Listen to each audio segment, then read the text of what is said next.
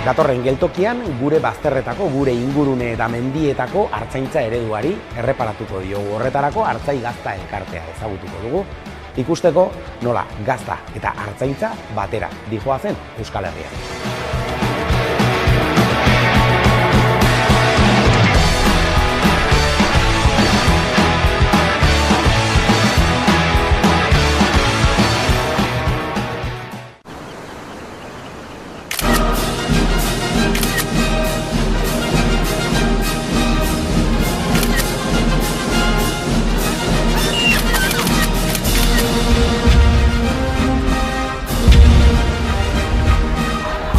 Aurtengo udan, denerako soluzioa duzu, Euskaltelek berriera dakarkizu. Samsung Galaxy S24 erabiltzeko erraz den adimen artifiziala duena, hilean 9 euro bakarrik ordainduta. Euskaltel, zer nahi duzu bihar?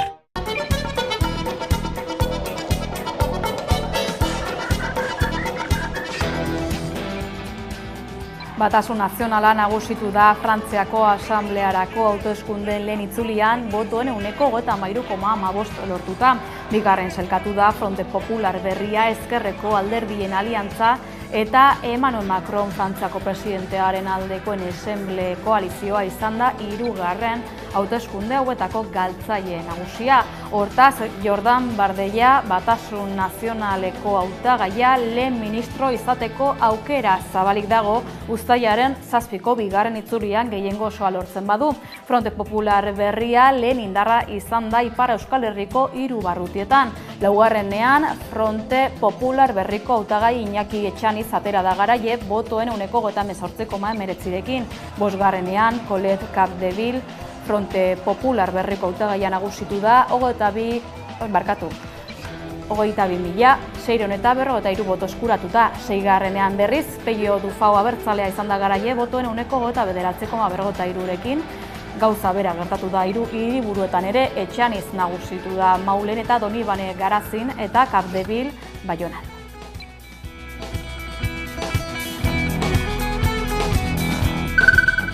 Espainiako Auzitegi Gorenak entzungor egin dio Espainiako Kongresuak onartutako amnistia legeari, izan ere diru publikoa bidegabe erabiltzearen delitua amnistiatzeko modukoa ez dela argudiatuta ebatzi du Carles Puigdemont Kataluniako Generalitateko presidente ohiaren kontrako atxirotza agindua indarrean uztea eta aldi berean amnistia ez aplikatzea auzian zigortutakoei. Oriol Junquerasi, Raúl Romevari, Jordi Turuli eta Dolors Basari.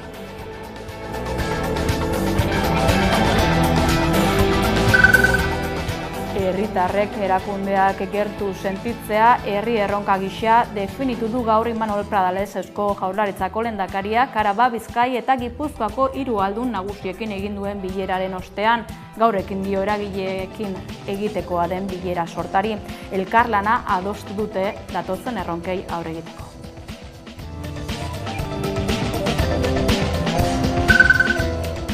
Aitamari ontzia goizean abiatu da Pasaiako portutik Mediterraneo erdialderantz azken asteak Euskal Herrian igarostean.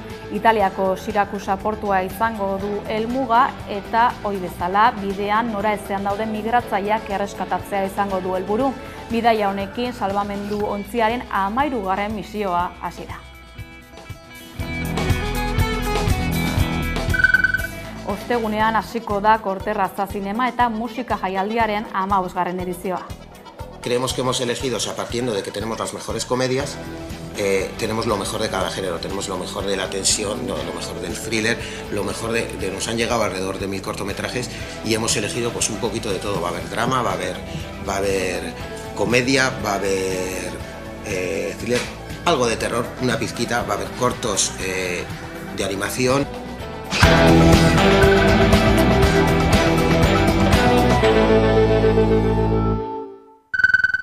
Arratsaldeon guztioi, gutxi asko inkestek iragarritakoa bete da. Batasun nazionala nagusitu da Frantziako Asamblearako hauteskundeen lehen itzulian. Eskuin muturreko alderdiak botoen 33 lortu ditu. Bigarren izan da ezkerreko alderdien koalizioa eta hirugarren Macronen bueltako aliantza.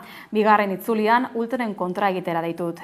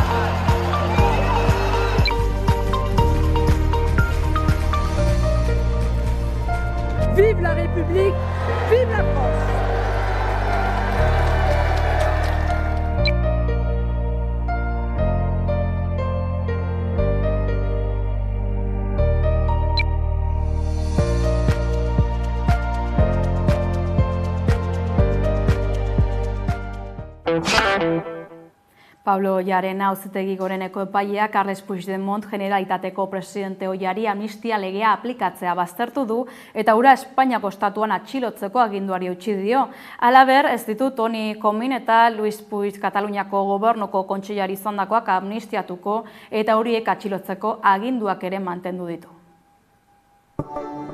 Espainiako Auzitegi Goreneko epaileak uko egin dio Carles Puigdemonti amnistia legea aplikatzeari eta hura atxilotzeko aginduari eutsi dio. Gorenaren arabera, diru publikoa bidegabe erabiltzeagatik urriaren bateko erreferendumeko epaiketan zigortuei ezin zaie amnistia aplikatu, beraz, Oriol Junqueras, Raúl Romeva, Jordi Turull eta Dolors Bassa buruzagi independentistak ere ez dira amnistiatuko. Izan ere, Pablo Llarena epaileak ondorioztatu du 2017ko erreferenduma bultzatzeko erabili zuten diru publikoa beraien onura pertsonalerako izan zela eta delitu hori amnistiatik kanpo utzi du. Gorenak planteatutakoa Espainiako fiskal nagusiak proposatutakoaren kontrakoa da, urriaren bateko auzian zigortutako buruzagi independentistei amnistia legea aplikatzeko eskatu du fiskal nagusiak, beraz, bi aukera dituzte zigortuek eta erbesteratuek, helegitea jartzea Auzitegi Gorenean bertan, aurrera egiteko aukera gutxirekin, edo babes helegitea aurkeztea Konstituzio Auzitegian. Toni Cominen eta Luis Puigen aurkako atxilotzea agindua ere mantentzeko eskatu du Llarena epaileak, baina era berean indargabetu egin du Marta Roviraren aurkakoa desobedientzia egozten diolako eta amnistiagarritzat jo du.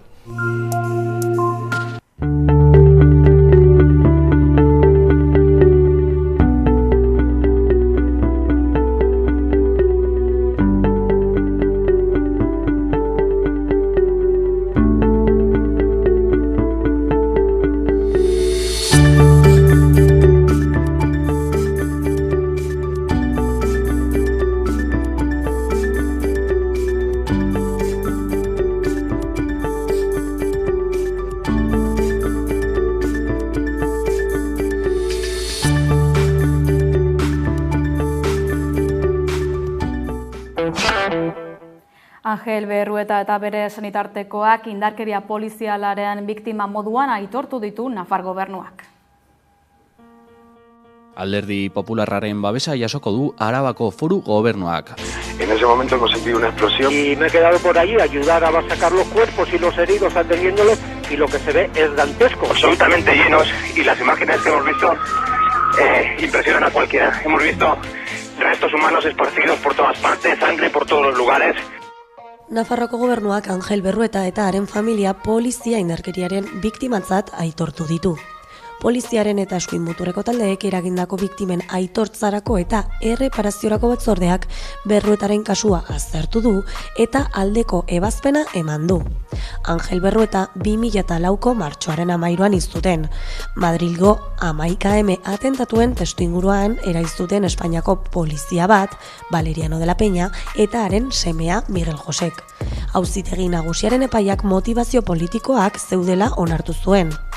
Urtero Donibaneko auzokideek herri aitortza egiten diote Berruetari, baina aitortza ofizialik ez du izan. Oraingoan Angel Berruetaz gain, Nafarroko gobernuak Mari Carmen Bañas Alarguna eta haren lau seme-alabak ere biktimatzak aitortu ditu, heriotzaren ondoren jasan zituzten eraso eta mehatxuengatik. Ana Oio, Nafarroko gobernuko bigarren lehendakariordea eta Memoria eta Bizikidetza kontseilaria, Martin Zabalza, Memoria eta Bizikidetzako zuzendari nagusia eta Memoriaren batzordeko hainbat kide izan dira ekitaldian. Asmoa da urte amaieran aitortza ekitaldi bat egitea. Aitortutako lehen 12 biktimei maiatzean egin zitzaien ekitaldi ofizial baten modukoa. Berruetaren kasua gehituta, gaur egun, gobernuak 32 biktima aitortu ditu.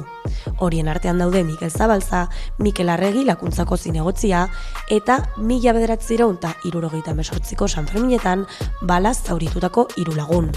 Eskairen artean torturak jasan dituzten pertsonak egon dira, eta oraingoz 9 lagunen kasuak aitortu ditu gobernuak.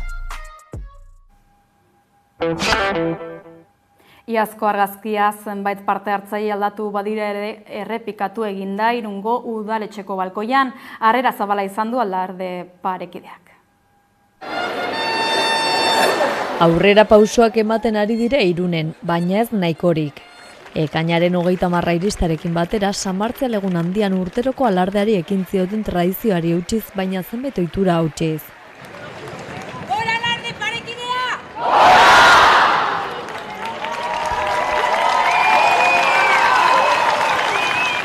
Iazko tankerako pausoak eman ditu aurten udalak. Pasaden urtean Irungo alkate Jose Antonio Santanok lehenengo aldiz egin zion harrera alarde parekideari. Historikoa izan zen, eta aurten alkate aldaketarekin ere harrera egin die Kristina Laborda alkateak, baina alarde parekidearen normalizaziotik urruti. Izan ere alarde parekidetik aspalditik ari dira eskatzen udalak har dezala alarde parekide eta publikoaren ardura. Udalak lehenengo aldiz erantzun dio, baina eskaera ezeztatuz, bizikidetza zailduko duelakoan. Beraz, alarde publiko parekide eta bakarretik urrun daude oraindik Irunen. Halere udaleko talde guztiek egin diote ongi etorria desfile mistoari, eta aurreneko zeaiotako Gipuzkoako diputatu nagusiak Eider Mendozak. Gainera inguruko herrietako hainbat kargo politiko ere han izan dira, baita Emakunde eta Arartekoa ere. Argi eta garbi bastuna izan dute emakumeek alardan gizonekiko berdintasunen parte hartzeko duten eskubidea. Harreraren ondoren Tania Pazos zinegotziak Irungo bandera eman dio Bidasoa konpainiako Iker Monterori udaletxaren atarian.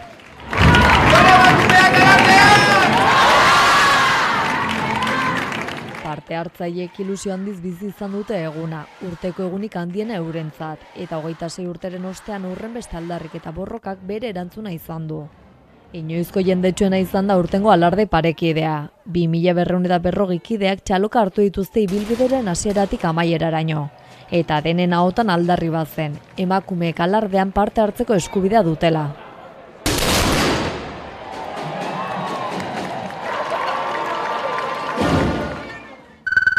Astelehen honetan itsasoratu da berriz Aita Mari Mediterraneoko uretan egingo duen 13. misioan. Abiatu baino lehen nazioarteko komunitateak, estatuek eta gizarte zibilak behartutako migrazioaren funtsezko kausei heltzea eta erantzun egokiak ematea eskatu dute.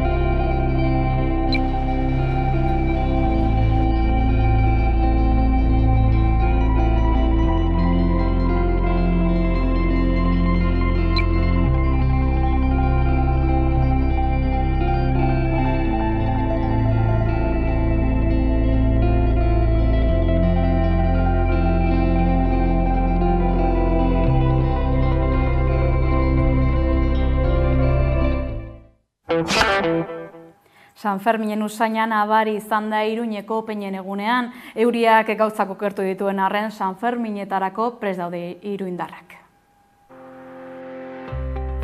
Iruñeko peinek 2024ko San Ferminetarako pankartak aurkeztu dituzte larunbat honetan ospatu den peinen egun tradizional eta ospetsuan. Urtean zehar gertatutakoa umorez islatu nahi izan dute 16 peinek.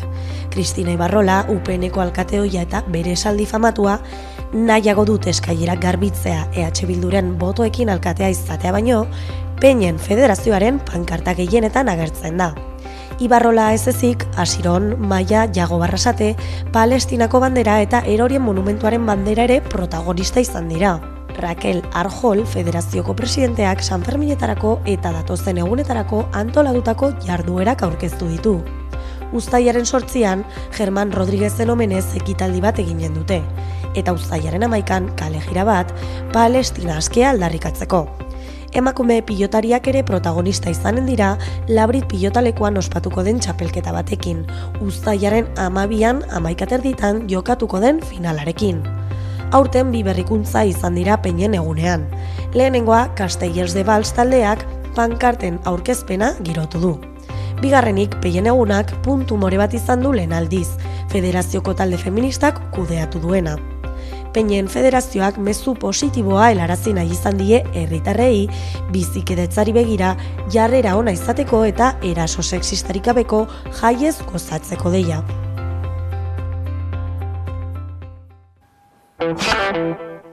Txapelregek armintza ziprestenduko du uztailaren 13an kultura beltzarekin eta jaimaikar ritmoekin jaialdia hitz egiteko guran dugu Gurtu armintzako jai batzordeko kidea. Arratsaldeon. Arratsaldeon, kaixo. Beste behin, reggae musika jaialdi antolatu duzue Armintzan, aurten kultura beltzaren aldeko apostua egingo duzuela jakinarazi duzue. Aurrerago murgilduko gara aurtengo edizioaren xehetasunetan, baina aurretik, konta iguzu pixka bat nondik jaio zen jaialdi hau. Bai, normalean galdera hori egiten duzue, eta erreza da, ez? Herriko beste jai batzue bezala, gurean ere kontzertuak zeuden. Hor, 1980 inguruan, ez? Eta erabaki zuten reggae kontzertu batek hartzea. Eta ikusita arrakasta, hurrengo urtean errepikatu zuten, igual bitalderekin, hurrengoan 3, hurrengoan 4, eta hor joan zen handitzen, gero utxune tarte bat egon zen, eta berreskuratu zen hor 2003an, eta hortik aurrera gorakada izugarria. Ibilbide luzea du beraz, 30 urte desente dira, Asko aldatu da hasieratik jaialdia? Bai, egia esan gizarte aldatzen dan bezala, ez? Hasieran jendeara joaten zan, eta zan dana apurtxo bat askeagoa, gaur egun holango jaialdi bat antolatzeko administraziotik egin behar dituzun gauza guztiak ere gizartean daude, ez? Eta azkenean, saiatzen gara askatasun hori lortzen, jarraitzen dugu doakoa eskaintzen, jarraitzen dugu guztiontzako egiten, eta urte asko iraun dadila. Gizartea aldatu dela esan duzu, hala ere argi dago jendeari gustuak behintzat ez aizkola aldatu, jendetza biltzen baita urtero bertan, ez? Bai, gainera gurean kurioso da, ez? Garai horretan etorten ziren gazteak, etortzen jarraitze dute, oin semeekin, batzu semeak nagusituta eta bakoitza bere planarekin, eta, egia esan, egia da reggaea hasi izanetik, hor Euskal Herrian finkatzen zebilela, eta gaur egun potente edo musika soinu potentena esan daitekela. Helburuak hasieran sortu, jaialdiaren sorreran izan zenituen helburu horiek aldatu dira gaur egun? Ez, berez gure funtsa autogestioa da, eta horretan jarraitzen dugu. Armintzako jai batzordeak antolatzen dau txapelrege, eta hortako inguruko laguntzaileak, Armintzako herria, danak murgiltzen gara tarea honetan, eta horretaz gain esandakoa, ez? Doakoa eskaini nahi dugu, izan ere ez dugu ikusten gure ikuspuntetik ezinezkoa da jaialdi bat, irekia ez dana, eta edonork, edo hurbildu edo musika maite duen edonork gozatu ezin dezakena, ez? Autogestioa eta doakotasuna dituzue oinarrezuk esan duzuen bezala, nola da hori posible? Kontuan izan da, Armintza ere herri oso txikia dela, ez? Bai, azkenean datorren jendeak posible egiten dago, ez? Azkenean jai batzordeko txosnak kontsumituz, urtero holango hau pasan urteko kamiseta da, eta aurten beste kamiseta berri bat egiten dugu, eta, egia esan urtero gero eta gehiago egin behar dituz, eskuetatik entzen dizkidute. Desagertzen dira harineketan. Horrek esan nahi du jendeak bertaratu nahi duela eta dirua jarri modu batera edo bestera lagundu nahi duela, ez? Dirua jarri edo laguntzen batxandak egiten eta badago nahia orduan. Bai, gaur egun dekogun arazo handi bat trafikoa da, azken finean Armintza hor sartuta dau, eta hori nolabait ordenatzeko trafiko laguntzaileak eskatu ditugu sareetan eta medio desberdinetan, eta horretaz gain, txosna turnoak ere gero eta zailago betetzea da herri guztietan, eta holango kanpora jaialdia guk ikusten dugun begietatik zu jaialdi batetara ezoaz, eta kontzertuak ikusi, etxera joan, eta hori oso efimeroa da guretzako, ez? Nolabait guk bilatzen duguna da nolabaiteko konplizitatea, ez? Eta lortzen dugu alde batetik artisten aldetik, ez? Izan ere artistak datozenean errepikatu nahi izaten dute, batzuk artista moduan hasi eta laguntzaile moduan amaitzen dute, teknikari moduan edo lango gauzak egiten, eta gero bebai eguna pasatzen datorren egunea jendea, holango giro batean, holango paraje batean, kriston postasuna jasotzen dau eta urtean hori da gure arrakasta, nola baita. Sortzen den giro polit horren erakusle izango da beraz. Jaialdira begira, nola deskribatuko zenuke, jaialdia ezagutzen ez duen bati, egun bat Armintzan. Nola lagundu, aipatu duzu, baina konta iguzu. Normalean ekitaldiak beti dira parekoak, ez? Goizean goiz 12etan izan ere gu herriko jaietan gauz, Karmengo jaietan, aurten ostegunean hasi eta aste artean Karmengo egunean amaituko dira. Eta, giro horretan behar dugu batukada bat, goizeko 12etan batukale samba taldearekin jendea esnatzeko, herritik bueltak emoten joaten da, eta, hor jendea ja animatzen hasten da. Horren ostean, azken urteetan dantza edo, dancehall masterclass bat egon da, aurten Africa Dance, izan ere, Black and Beltza izan da urtengo lema, eta horrekin batera,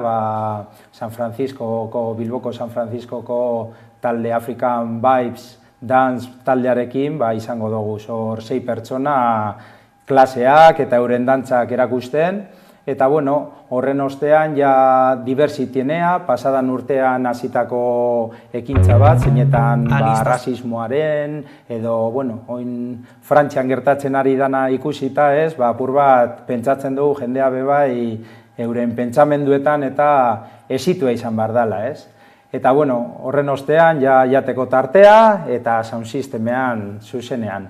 Horre Dub Cornerrean izango dugu beste behin Bombas Hi-Fi bere soinu sistemarekin, aurten Ayman Cruz etorriko da Kantabriatik, eta berak Toaster lanetan ibiliko da, eta horretaz gain soinu beltza kolektiboa bebai, gehiago rocksteady, ska eta hasierako reggae garaiko musika jarriko dute, eta gero azkenengo urteetan bebai saiatu gara raperoak, abeslariak sartzen, eta hortxe izango dugu Kawasaki Ninja edo Novato, urdulistarra, eta bai Espainia mailan eta Latinoamerikan dancehall alorrean potente da bilena, eta amaitzeko etorritakoa oindala 3-4 urte edo, Sistada, aurten Erlantz eta Komadu bere proiektu berria erakusteko, eta jende guztia dantzan jartzeko.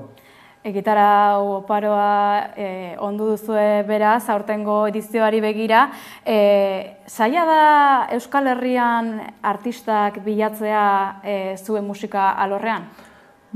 Egia esan talde asko sortzen dira, zaila dana da genero desberdinak jorratzea. Azkenean gaur egun reggaea bilakatzen ari da apur bat popa, eta hor dekozu reggae dancehall, edo jungle reggae barruan sartzen saiatzen dira pertsona batzuk, eta dira arlo oso teknoak, gero dekozu reggae roots, gehiago klasikoak, mugimendu oso pausatuak, ragamuffin, eta azkenean zaila dan Euskal Herrian da guztia jorratzea. Normalean urteten diren taldeak, izaten dira gehiago ska arroioa eramaten dutenak, herri desberdinetako gazte taldeak, batzuk solfeotik datozenak eta instrumento askorekin, eta alandabe, gero eta alor gehiago jorratzen dira, eta gu hortze egoten gara beti begira, eta ia nori proiektuan laguntzen hasteko, eta aldi berean talde internazionalak ekartzeko, Eskaintza asko jasotzen dituzu urtero? Pilo bat, dekogu, azkenean dekogun arazoa da, gustatuko litzeuke, agian lau esenatoki edukitzea, eta holango bakoitzak bere aukera izatea, baina zaila da, eta urten gabiz deitzen, oindala 5 urte jasotako pertsonen erantzunak, eta horregatik senatoki nagusia portua esteitzean, horregatik ekartzen dugu musikari internazionalak, Espainia mailako musikariak, eta nola ez, beti urtero ezin da falta bertoko talde bat, edo bi, urtean arabera.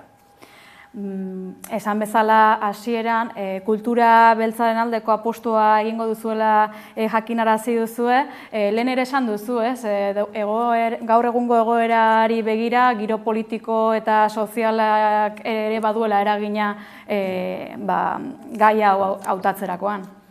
Bai, guk egia esan urtero jorratzen dugu edo asmatzen dugu jorratu nahi dugun gai bat, ez?